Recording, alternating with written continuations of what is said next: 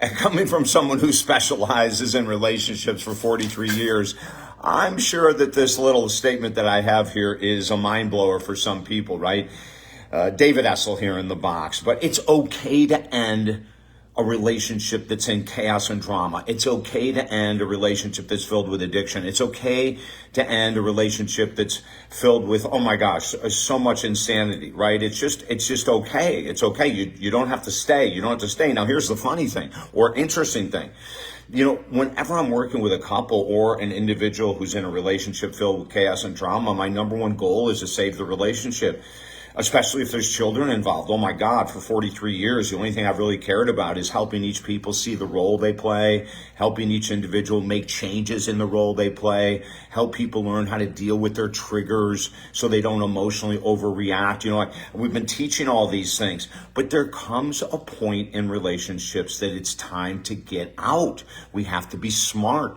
If you're in a relationship where it's just been filled with chaos and drama for a couple years, why are we staying? Now, the first step, of course, is to get help, right? The first step is and you know what I recommend, honestly? I don't believe in couples counseling. We stopped it, even as a counselor, as an all-faith minister, as an author of books on relationships. We stopped marriage counseling in 1996. It was a waste of time. We had people sitting in the office or on the phone, and they were arguing for half an hour of the hour session. They're wasting time. I said, hey, listen, you guys can argue at home for free. Don't do that. And so then I realized it was me, that I had to change. And as I worked with each person in a relationship separately, we saw massive changes in relationships that I didn't think could be saved that ended up being saved because I worked with them individually.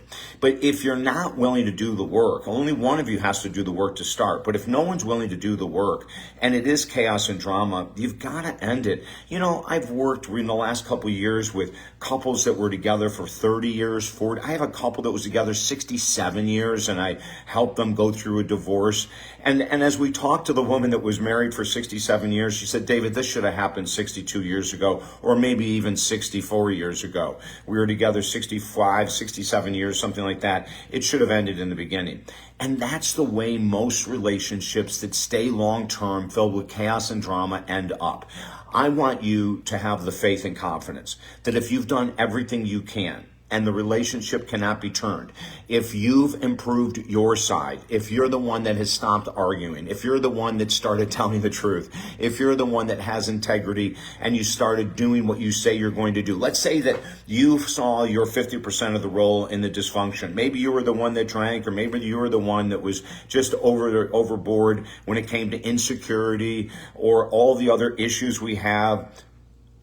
And you've made changes, and the relationship still is filled with chaos and drama. It's okay to leave. As a matter of fact, be smart and leave.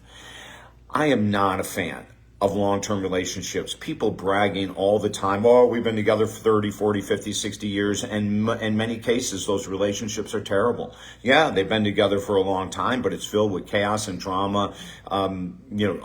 Unbelievable how many people stay together. Why? It's easier.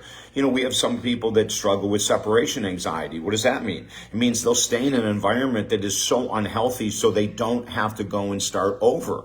They don't have to go and find a new partner. They don't have to go and find a new home. You know, so they'll just stay even though it sucks.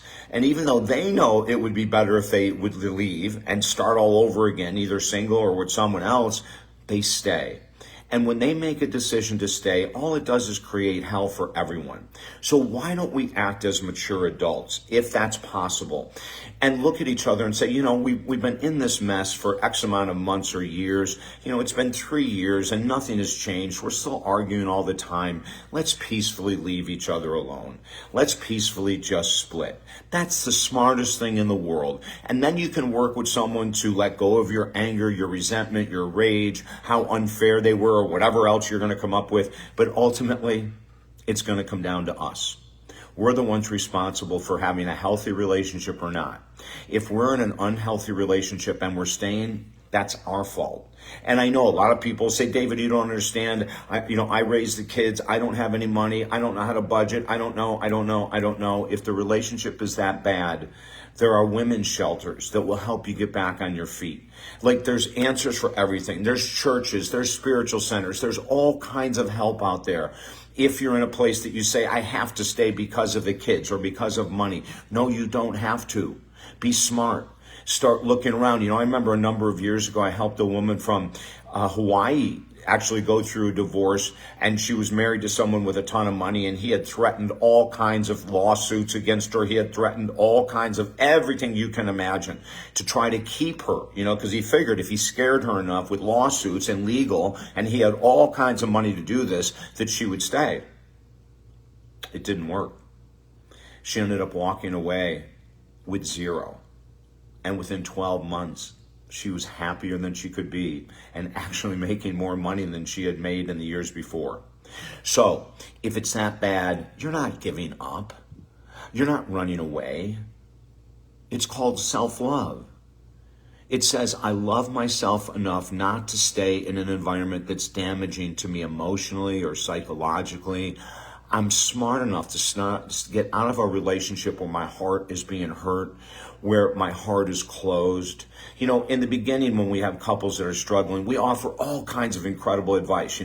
Take 90 days off, get a separate place, try to work through this dysfunction, this argument, this anger, this addiction. Or we say sleep in separate bedrooms, give each other a break. Rest is so important. When you're not getting enough rest, you're going to be anxious and on edge, and any trigger is going to come up. And then the last thing we say is, and I'm going to be doing a video on this fairly soon, learn how to deal with the triggers that your partner hits you with.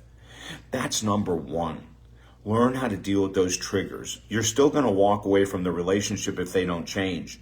But when you walk away, you'll know that you have so much power, so much self-control. You're an independent man or woman. And when you go into the next relationship, you'll carry that strength with you. If I can help you at all, go to TalkDavid.com. We work with people from all over the world for 43 years. I have a lot of experience, and I love helping people do this. And don't forget, we have 4 free books at TalkDavid.com that just might help as well. So go to TalkDavid.com. Let's get together. And between now and then, have a beautiful day. And always remember, you're worthy of deep love. Loving yourself deeply would be leaving an extremely unhealthy relationship. It's all about loving yourself. I'm David Essel. Have a beautiful day.